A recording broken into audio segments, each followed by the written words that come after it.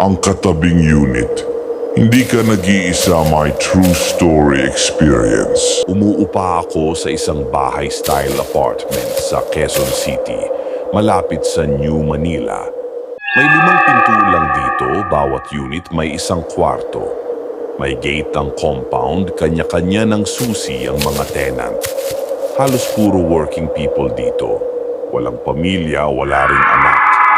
Tahimik ang kalsada, lalo na paggabi. Pangalawa ako bago ang dulo. 7 ng gabi, dumadating ako galing trabaho. 8 p.m. Kain, relax. 9 p.m.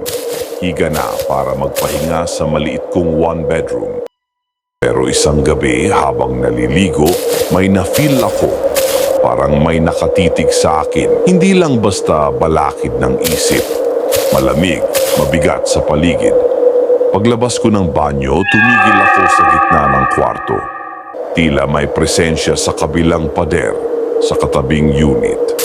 At dun ko nga nakita na may babae na tumatago sa pader ng kwarto ko galing sa kabilang pader.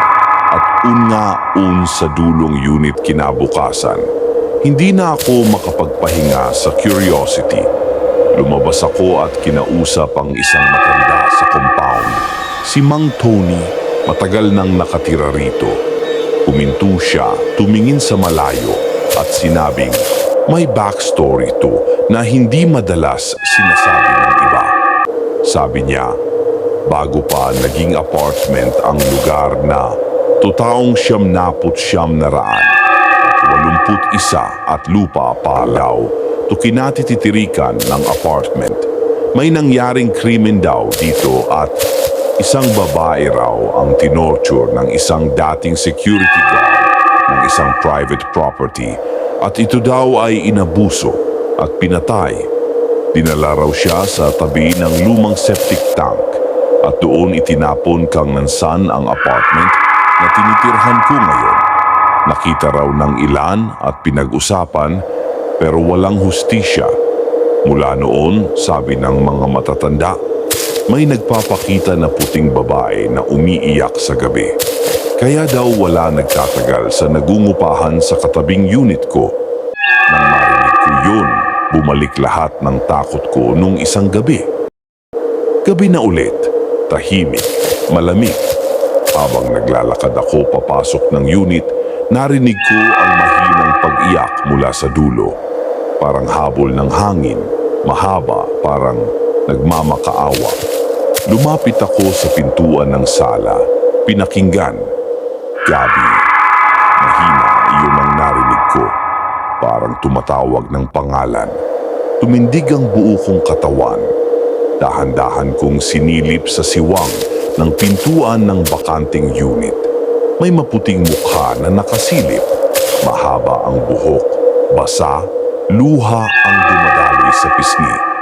Hindi siya galit, hindi rin siya nakaagaw. Umiiyak siya, humihingi ng tulong. Ngunit paglapit ko, nawawala ang anyo niya. Tila pumapasok sa dingding, sa lupa, sa ilalim ng sahig. Minsan may yabag sa hallway, minsan boses lang. Pero laging may sense na hindi lang siya pakiramdam, tunay siya. Mula noon, hindi na ako komportable. Natatakot akong pumasok mag-isa sa gabi. Natatakot akong mag-shower habang may katahimikan sa buong bahay. At kapag tinawag niya ang pangalan mo, hindi na siya titigil. Kung nakatira ka man sa lugar na may ganitong kwento o may narinig ka ring kakaiba, i-share mo sa comments. Baka hindi lang tayo ang nakaka-experience nito. At kung kayo, paano nyo haharapin ang puting babae na umiiyak sa dulo ng hallway?